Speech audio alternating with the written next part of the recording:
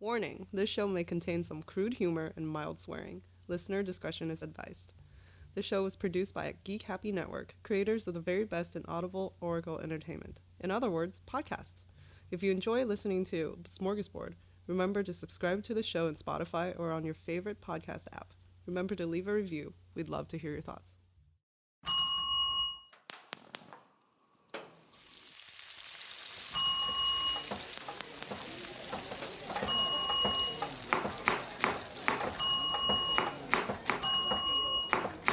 This is Smörgåsbord!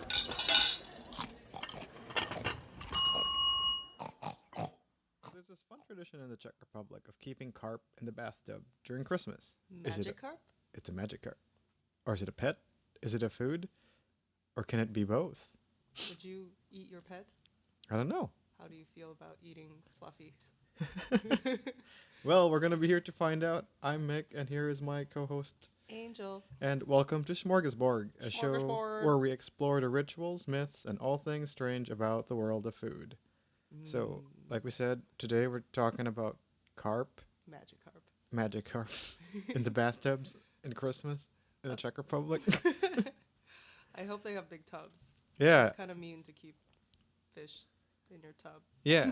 Well, it's better, I guess, than putting it in like a bowl or whatever. This is true. But yeah, I heard the story when we went to Prague last year, and apparently it's a thing. This lady. I went to Prague last year. Did you? No, not last year. The year before. Oh. The year before. 2016. So the year before the year before the Yeah. year before. Wow, it's been that long. Yeah. All I did was eat, but I did not eat any carps. No. Did you ever hear about the story of the carp in the bathtub? Not at all. Oh. Well, it's a pretty cool one, I think. You should very much explain it to me. Yeah, so we'll go through a little bit of it. I heard you did some research into carp festivals, so we'll find some time to talk about that too. That sounds cool. I tried to do some research, but I got very distracted. By magic carps? Video games, Oh, but not the fair Magic enough. Carp variety. Not Pokemon Go or No, I actually, did you know that there was a Magic Carp game that I played for a little What? bit? You raise your Magic Carp and then you make it battle by jumping to see whose Magic Carp can jump the Oh, highest. I think I've heard about this. It's actually really cute. And then eventually, every time you lose or something, your magic carp just gets stronger or whatnot. Yeah, you can train your Magic Carp, but mine got taken away by a Spearow. What? As he was jumping midair. Oh, that's so sad. So you can lose your Magic Carp Oh man, due to unfortunate Can it- circumstances. they evolve, right? Can they evolve in this Not one? in this game. They What? don't. They're just Magic Carps forever. That game sounds ridiculous It in a is good ridiculous. way. Yeah. Cool. Yeah. So I don't. Obviously, in the Czech Republic, I don't think they have magic carps. In Or Pokemon so you sense, know. or so we Maybe know. on the DL. Yeah. But for those people who don't know, the Czech Republic is located in Central Europe. It's to the east of Germany and to the north of Austria. And in fact, for maybe a lot of people don't know, it's actually a very old country rich with culture. It's a lot. At some point, it was during the time of the Austrian-Hungarian Empire, for example, that was where kind of the center of the world was. So you could think of it as like, I don't know, the New Jersey. New Jersey. No, I guess not. But Prague was a pretty big and prominent city back Back in hundreds the of day. years ago. Yeah. And you can tell because all the architecture there and it's just beautiful. Yeah. And like you can tell that in the past this was a rich AF. Yeah, country. exactly. Like, oh man, there were so many. It's a beautiful city. It is. It was like it was, I think, for the longest time, it was the city I wanted to go to. Like, top of my list. So when I got there, I thought I'd be like overhyping myself. But then I got there and it like exceeded the expectations that I had, which were already high. So you didn't have the Paris syndrome. No. That's when people Oh go God, to yeah. Paris and get very disappointed by See, yeah. how smelly it is. Yeah. Or how not as romantic as I Yep. thought it was from Mhm. seeing it on Yeah. Instagram. Yeah, actually, Paris for me was the least attractive city I wanted to go to in France or in Europe in general. And when I got there, it was the opposite of Prague, where I already had such low expectations, and it still sucked. Even lower. Yeah, Wow. I mean, the first day there, I got mugged, so Oh no. that was fun. But then we mugged her back, so Oh, suck on that that. sucks. You got mugged by a crazy lady? It was like a family, like a mom and kids, and they were stabbing us with pens because they were trying to get us to sign stuff. Oh, what? Yeah, then they took my wallet, and my brother's like, "Do you have your wallet?" I'm like, "No," and he walks up to the girl and just grabs the wallet from her. It's like, "This one?" I'm like, "Yeah." Wow, this makes me want to go to Paris less. Yeah. And it's actually on the bottom of my to-go list. And then we tried to scream for the police, and no one was like, nobody really cares. I mean, how do you say police in French? I don't know. My dad was just screaming police. Oh. We looked like a bunch of crazy Asians, I think, and everyone was like, "What are these people doing?" Why are they yelling? It's racism. Anyway, the one interesting fact I found out about the Czech Republic when I was there was nowadays the Czech Republic is one of the most, or if not one of the most secular country in the world. Meaning most of them don't have any kind of formal affiliation to any kind of religious institution. According to a Pew Research study in 2017, 72% of Czechs don't identify to a specific religious group. Or, in fact, in Eastern Europe, Estonia comes far next to Czech Republic with 56. Most of Central and Eastern Europe are somewhere where majority of people believe in some kind of religion. But aside from the Czech Republic and Estonia, really the rest of Europe still are majority religious believers, and Czech Republic seems to be the most secular of all of them. Nice. If we want to compare this to us in Canada it's about 57% of people don't identify to a religious group, and in the United States it's about 39%. Of the 72% of Czechs who don't identify to a specific group, 46-ish% describe their religion as nothing in particular, while 25% identify as atheist. That's pretty high. Yeah. Pretty high. For a place with such beautiful churches. Yeah, right? So, interestingly enough, it wasn't always like that for the Czech Republic, like you mentioned, and from my experience as well being in Prague, there's a lot of churches there. So, for as late as the early 20th century, the Czech Republic was widely Christian, mostly Roman Catholic, as this is quite evident when you go travel there. If we want to know a little bit of what happened, well, without going much into it, the fall of religion or Christianity for the Czech Republic in part was the move to independence from the Habsburg monarchy in the early 1900s. As Roman Catholicism, the primary religion back in the Czech Republic, was associated as part of the monarchy, so upon independence, the Czech people eventually moved away from the church. This goes back to our last episode. Yeah, of transmorgation.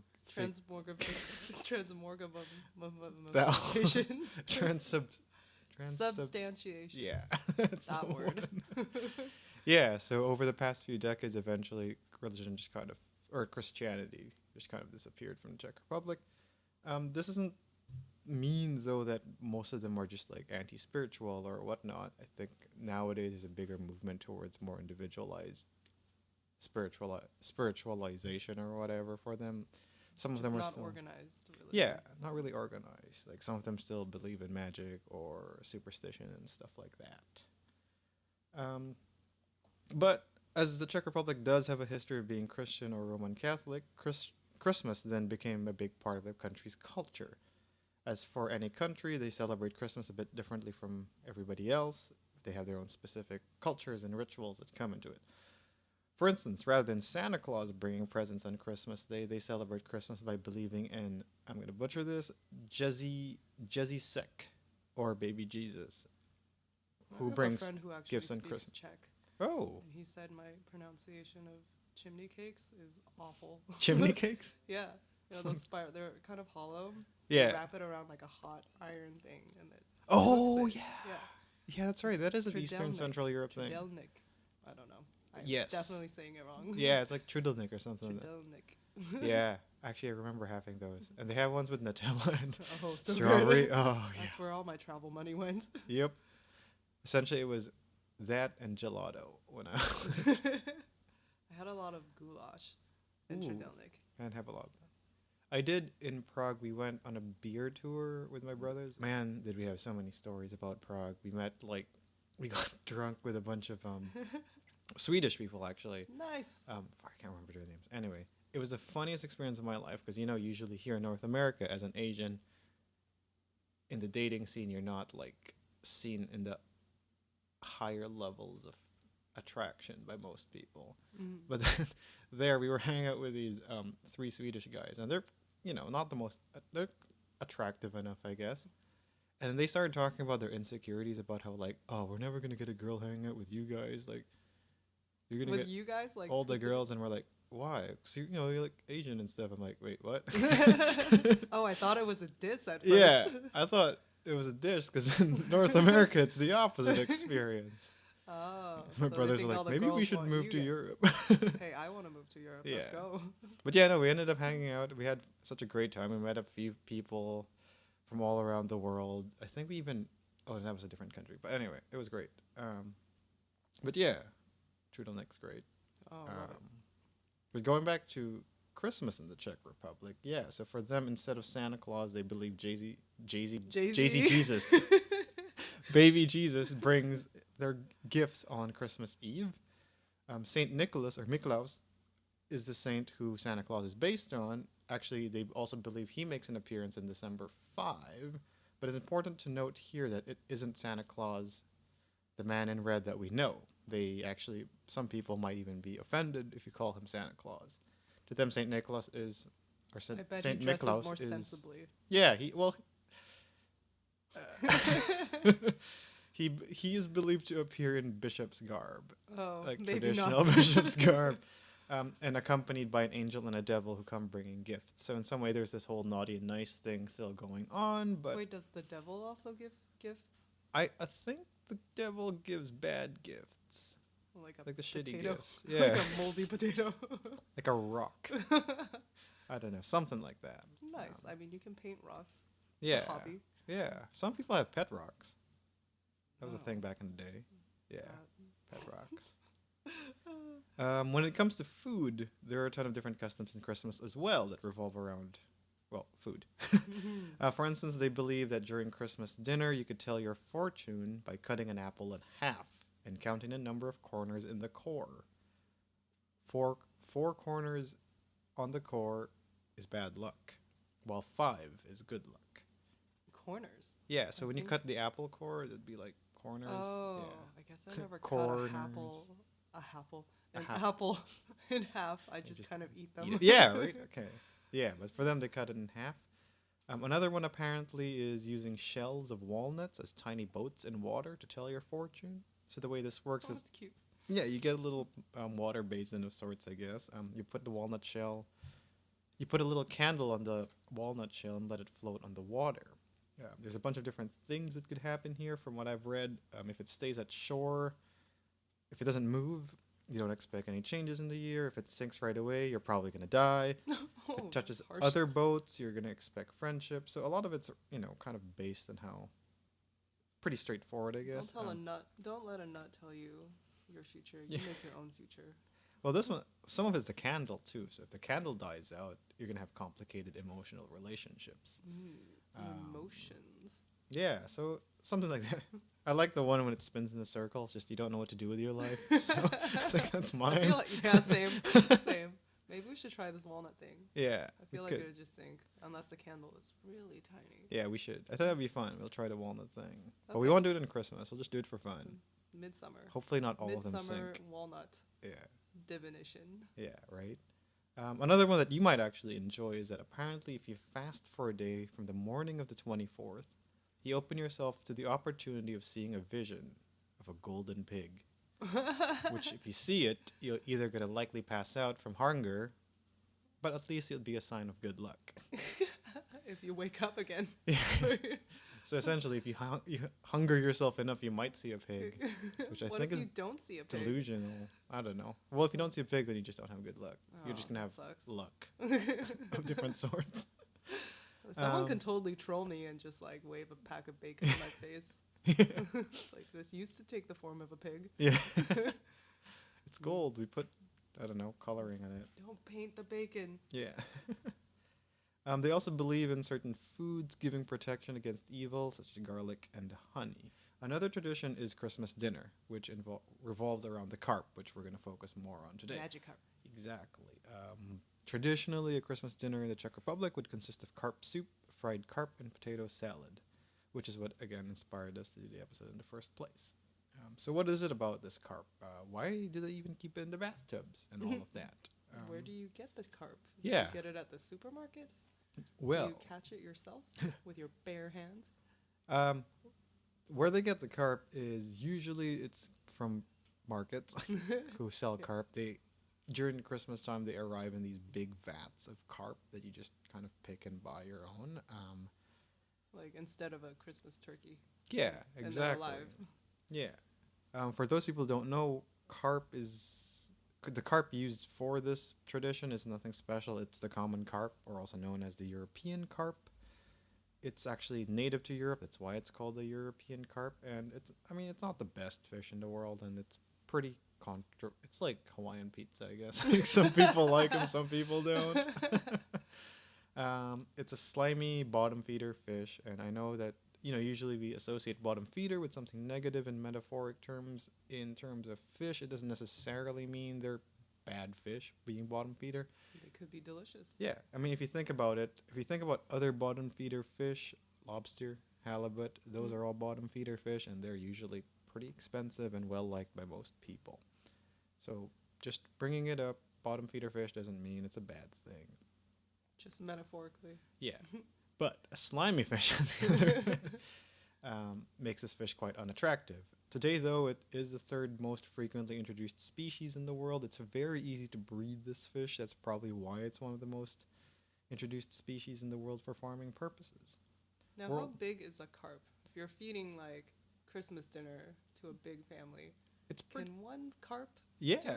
I mean, back in my fish cutting days, we used to cut up Right, you were a fish cutter. grass carp, and grass carp would come almost the size of a black cod, so it'd be like almost 15 to 20 pounds big. Ooh, Probably, wow. we've seen some that's the size of the length of my whole arm or even more, just for the body.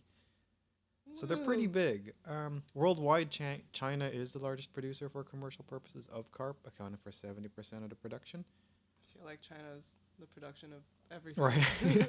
Like big They win. space, big everything. Yeah, they're probably worldwide in everything. On the other hand, the United States did introduce carp in the 19th century for food purposes in the States, but it's rarely eaten today and generally seen as pests.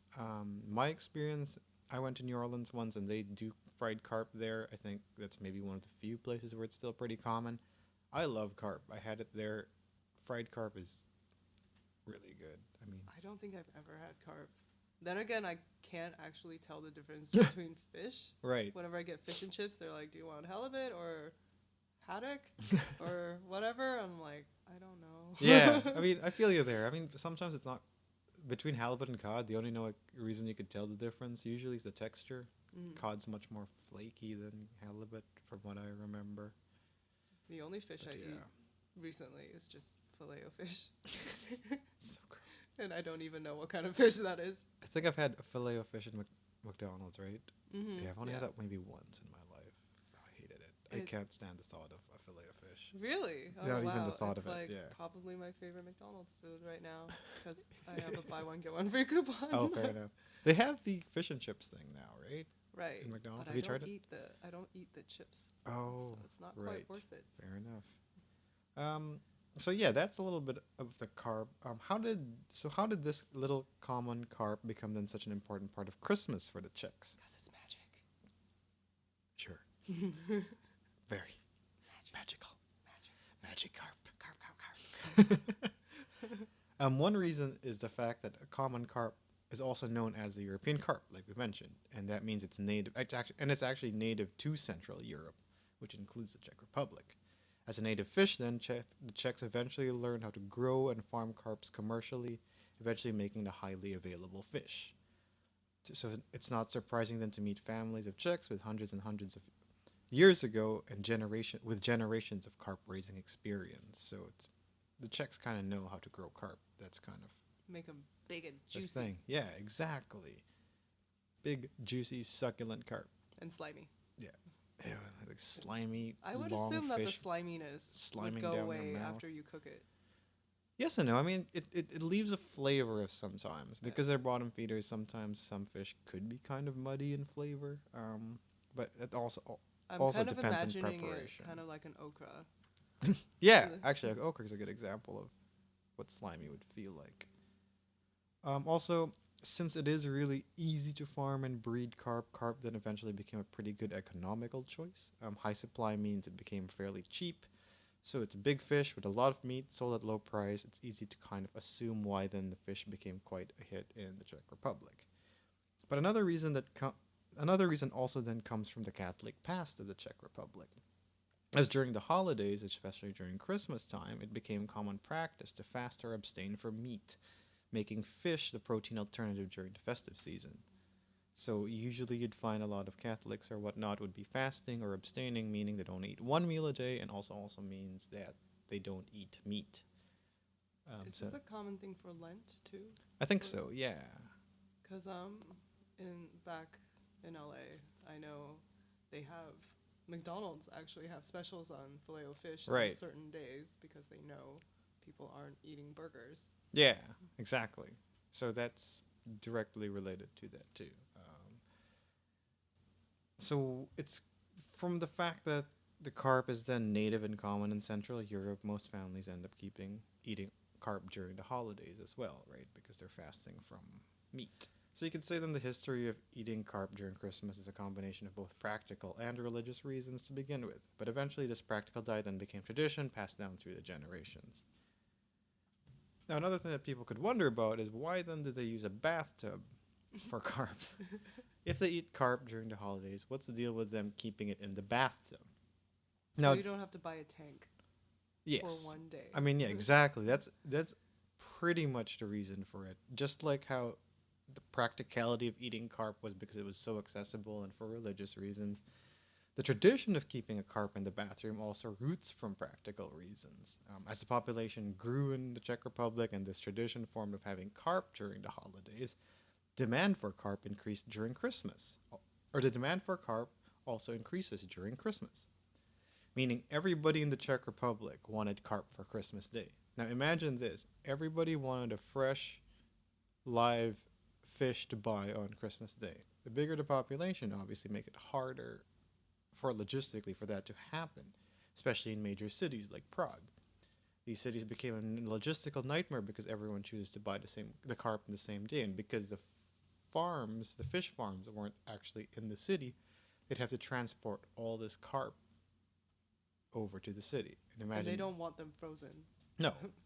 Back then, I think also that was hundreds of years ago. You could assume there's not a lot of Ice. freezing technology or ice. Exactly. And there's also the belief that carp was better tasting if you just killed it on the day rather than keeping it cold and keeping it live, which a lot of, generally with fish, that's kind of how it works. So rather than having carp vendors pop up only in Christmas Eve and Christmas Day to account for all the logistics on these cities, a lot of these vendors would appear a few days earlier so people can have more flexibility to buy the carp. But this leads us to a little problem, because the best way to eat carp, which is mentioned, is having it fresh or live.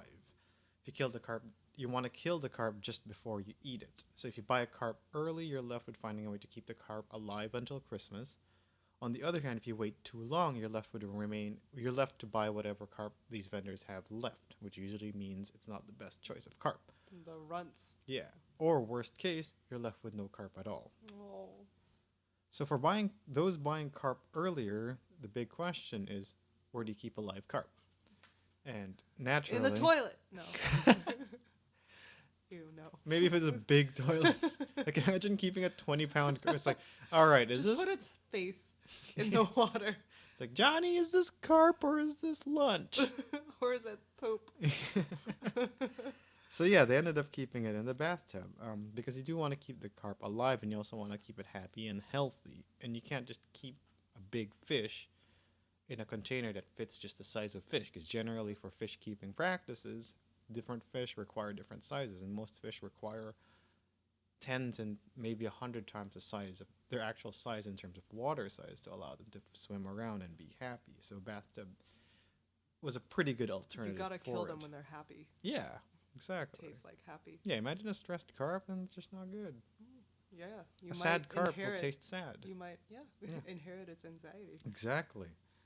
You don't want that in Christmas Day. No. Yeah, all your walnuts are going to start sinking.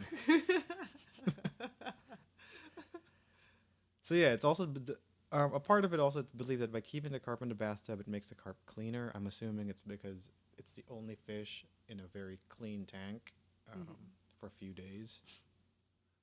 So then it keeps the carp a little bit cleaner than keeping it in a dirty pool of sorts. With 50 other carps. Yeah. One conundrum that comes up is when you have a family of young children, because having a fish in the bathtub naturally means the children will go and poke it. Yeah, go and poke it and also think of it as a pet. So how do you think a child will act when they see this little animal in the bathtub? They probably will start seeing it as a pet, have a relationship, and maybe name it and all of that. So to no surprise, there's a lot of Czech families out there with horror stories of pet carps mysteriously disappearing. I think actually our tour guide had a similar experience where it was a similar tragic experience where she named her carp and all that, and then the next day the carp was gone. And the parents didn't really have a way to explain it to them. She should have freed Willie. Nope. Oh, I would watch this film. Yeah. But a tiny Czech child tries to free the bathtub fish. And she's being restrained, so you just watch the carp jump over the bathtub. And then flop on the tiles. Flop its way into the tiles, jump into the toilet, and sink in. Flush it. And get stuck because it's too fat. Yeah, I really want some bathtub fish. 'Cause it sounds interesting. Yeah, right? So I guess for the most part, our festive Ma-Czech-Carps. Ma-Czech-Carps. Pun. These festive Czech carps, really the history of the bathtub comes from practical and religious reasons, which I think has been a pretty common through everything these past episodes. Welcome to the Church of Hawaiian Pizza. Yeah, that's true. I mean, it's a smorgasbord church, I guess, now. I like that. Yeah. So a big part of the next part of this, obviously, as we are a food podcast, is looking into how it's cooked and if it actually tastes good. So for Christmas, as we mentioned, carp is used to make two dishes: fried carp and carp soup. The carp soup is often served first, and then the carp and potato, and then the carp soup is often served first, and then the fried carp served as a main course with a side of potato salad. The soup is made from the offal of the fish or its innards, and to some, it's actually said that it's tastier than the fish itself, or the fried fish bit itself. The fish soup usually includes a number of different spices and vegetables. It sounds pretty good. I don't know. So I guess to each their own. I don't know if some people like fish innards, but some. I don't think I've ever had fish innards. Right. I'm not very, what is the word? Experienced in fish eating. Fair enough. I think, because my mom doesn't like handling fish. Oh, Understandable. fair It enough. smells. And she's also a vegetarian.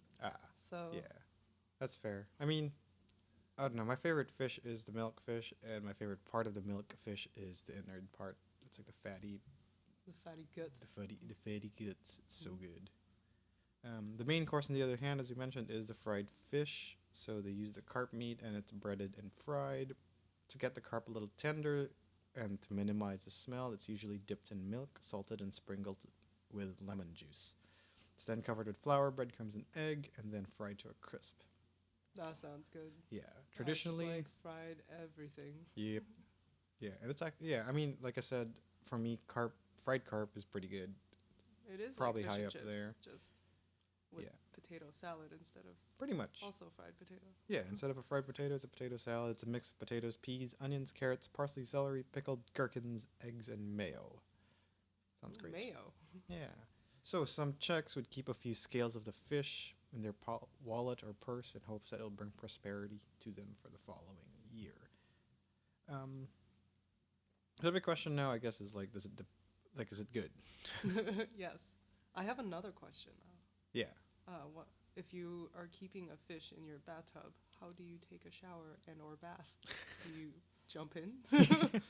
I guess you kind of bathe with the carp. I guess. I don't know. Maybe That's they have. awkward. It's like, don't look at me. Yeah. Maybe they use the toilets. Oh. But then where do you relieve yourself? Yeah, exactly. They might also just Hose themselves hose off themselves, outside. yeah, or It's use cold over there. pour water on themselves. Like I don't know, in the Philippines back then, we didn't have not sometimes when the shower wouldn't work, we just grab a tub and kind of Douse ourselves with water. So that's probably what they did.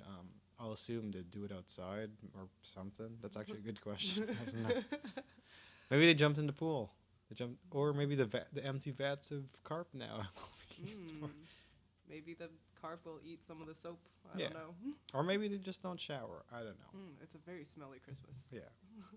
It's like, is it carp smell or is it People smell? You don't know. Yeah. You don't know. Yep.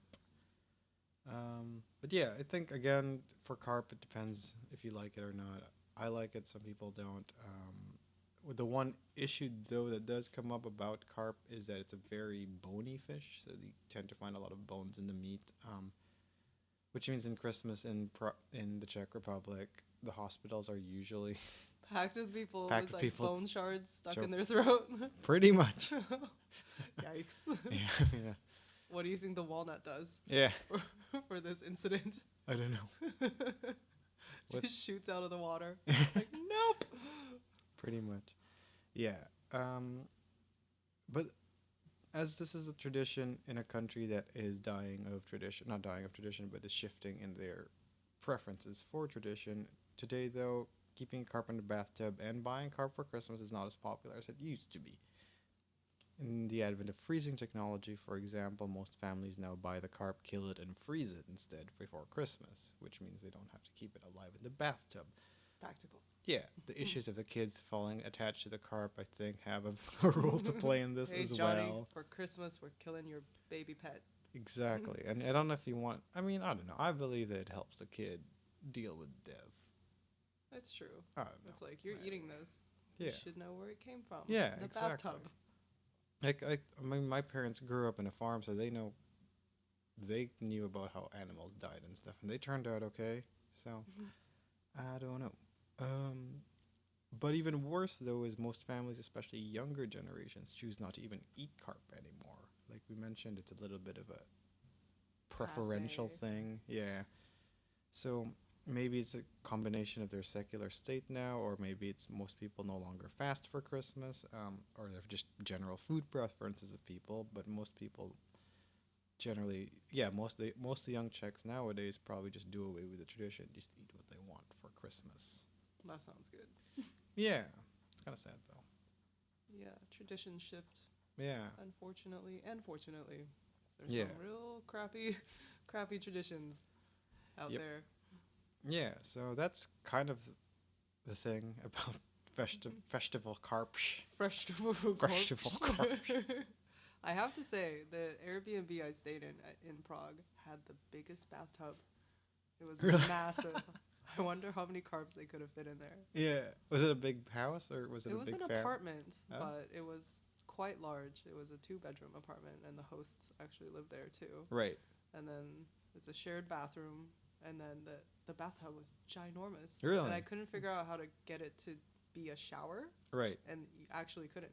Oh. So it's either baths or you just kind of sprinkle yourself. Yeah. It was strange. Hmm. So I'm so used to showers, I don't take baths. Like, who has time for that? It's a European thing. They find time for things, I guess. I don't know. Oh, I guess they don't have to work as much as we do. Yeah. But yeah, I wonder if that's a thing, that bathtubs are bigger in the Czech Republic because of the carp I thing. think it was literally just that one place. I don't know. Yeah, where did we Oh no, we stayed in like not a hostel, but like a boarding thing. Boarding place. Yeah. Did they have a bathtub? No. Well, It you was know a what sh- they're I think not it was getting a for shower, Christmas. Yeah. Not carp. Not carp. Yeah, we got lucky because the day we got there was the last day of this like American tourist group. So, Oh, man, nice. the people there look so stressed seeing all these Americans being American. Yeehaw! I can thought say that that was their because I'm last day. American. Yeah, Yeehaw! but it was good. The Czech Republic is fun. I'd recommend anybody go there. The one thing that I really remember about walking around in Prague is they have these fish tanks where they have the little fish that eat dead skin, Okay. and then you pay them, and then you just put your feet in them, and then they will eat all the dead skin off your feet. What? Leaving your feet super soft. Did you try it? No, because I wanted to spend my money on alcohol. Could have done both. Beer's so cheap in the Czech. It was. I'm a one beer wonder, so Yeah. I don't know why I You'd be didn't spending do it. like 34 crowns for like, it was like 15 crowns even sometimes. I don't know. It was cheap. Like, I remember, but Yeah. I also don't remember a lot because I was drunk. Oh dear. Yeah, that was a trip. It was great. I just remember one night, I met up with my friend there. Like, I actually didn't know he was going to be in Prague until maybe a week before. He's like, oh, you're in Europe. I'm going to Prague on these days. I'm like, me too. Nice. And then we spent 2 hours because our phones didn't really work. Right. Just getting by on bad Wi-Fi, trying to find churros. Oh. Did you find some? We found one place, but they were closed by the time we got there. So wouldn't like the turtlenecks or whatever, would that count as like turtlenecks? Trudelneck? Tridelnik. Tridelneck? Tridelnik. Those are like Czech churros? Czech churros, I guess. Not quite. They're not fried. They're baked. They are baked, yes. With a big hole in the middle. Yeah. But they're so good. You put the ice cream ones are especially nice. Ooh, that one I didn't get to try. Yeah. We had gelato and turtleneck, but not at the same time. Should have mushed them together. Yeah, should have. So, how would you kill a carp? How would you kill a carp? I don't know. My general thing. Bash it in the head. Yeah, I mean the bigger It's fish is a turning little into bit a murder tricky. podcast. But I mean, generally when you kill a fish, you just grab a hammer and whack it in the head till it dies. Oh. I don't know if the carp, because it's a bigger fish, but I know when we were dealing with cod, you just kind of do the same thing. I know the lingcod's a little bit bigger. We just kind of run a knife down its neck, so it just kind of kills it. Oh. Yeah. Sounds so bloody. It's either hammer its head or you chop its head off. And you do this for Christmas. Or not you, but Yeah, in the pretty Czech much. Republic. Yeah. I mean, side note, I can't even remember how to prepare fish anymore. It's been only like 4 months since I stopped doing that. It's like... You blocked it out of your memory. Pretty much. But yeah, I mean, carp are generally fairly scaly fish. I think there are different kinds of common carps, but some of them are pretty scaly. But yeah. We should find a recipe and try this carp. Yeah, you could buy carp here, so we could. Can we buy the European cod here? Probably not. Carp. Carp. Card. No, but I'm sure we'll try it with a regular carp. Yeah, I mean, I looked up Czech recipes after I got back. I'm like, ooh, the goulash is so good. Right. And I actually couldn't find some of the spices here Yeah. that they use. Oh. I don't remember exactly. It's some sort of paprika. Right. That's not the kind that we get here. I think Hungarian paprika. Something like that. I think like regular smoked, paprika is. It's like smoked Hungarian paprika. I don't know. Yeah, we gotta find it. We'll try it. Yeah, we should try it. You get to kill it. Sure. I mean, we'll have to serve like a big party if we're gonna get a full carp. It's like a 30-pound fish. That's fine. We can do that. I don't know. Let's see. I don't know if we can find. If anyone in the Vancouver area knows where to get a live carp, please let us know. Yes, so we could try this out. Yeah, I'll do the soup. Yeah. All right. I don't really know. Do you marinate it? Do you? No, not really. I mean, it's really not, it's not like fish is very hard to marinate compared to other things. I don't know. Yeah, I don't make fish. You kind of just mix it in. It's more of like it's really good at absorbing flavors when you cook it. So you just cook it. Oh, okay. If I remember, pretty sure. At least that's my guess, my experience in cooking. Yeah. Did you have anything else to ask or say about magical carps? If you had a bathtub carp, what would you name it? Bob. Bob's carp. Or just Bob. Just Bob. Bob. Bob. Bob. Yeah.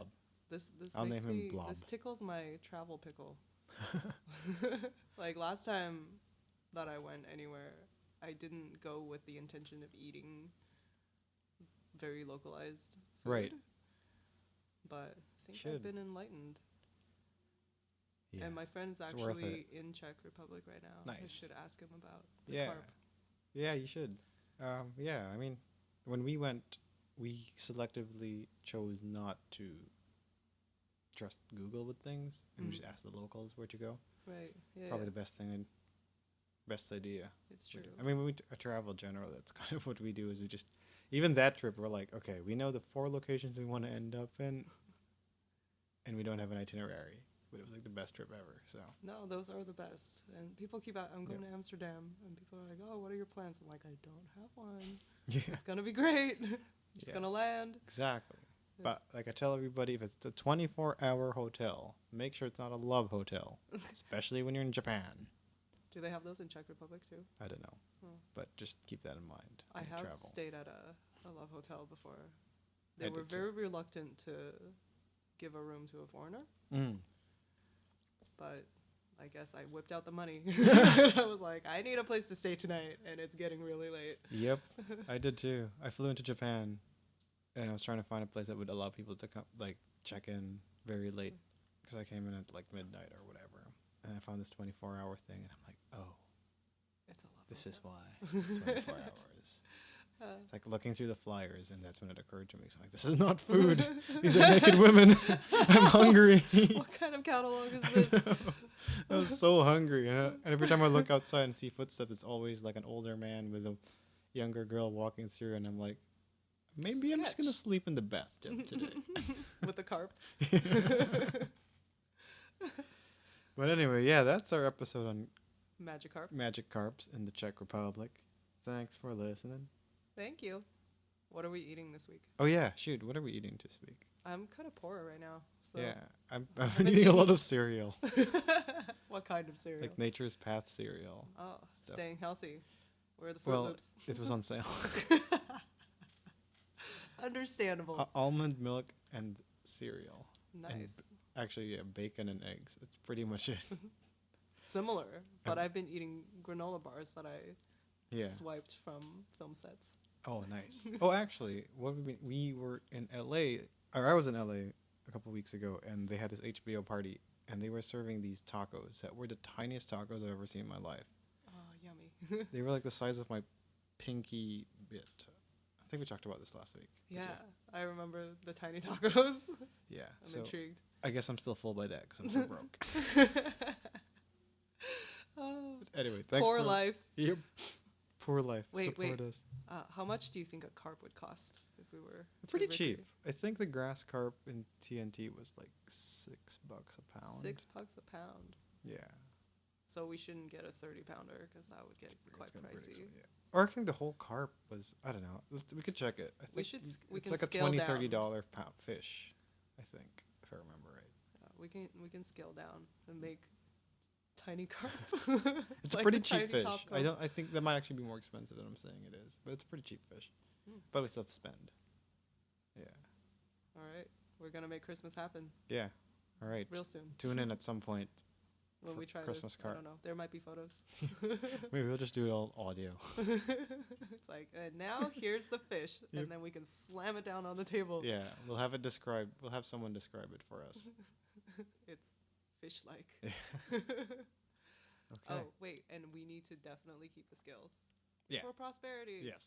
We'll also report it and see if that works. Yeah.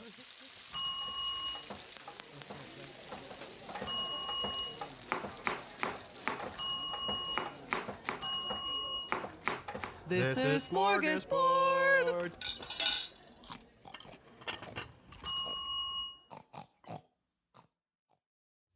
Have a food-related ritual, myth, or something strange you want us to explore?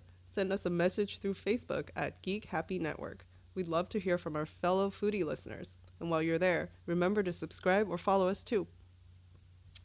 This show was created by Angel and Mik Narciso, hosted by Angel and Mik Narciso, editing by Mik, and logo by Angel. Thanks for listening. For more GHN shows like the Monster Slayer's Guide to Slaying Monsters, come give us a listen at geekhappynetwork.com or look for us on your favorite podcast app. Oh, and be sure to follow us on Facebook or Instagram at Geek Happy Network.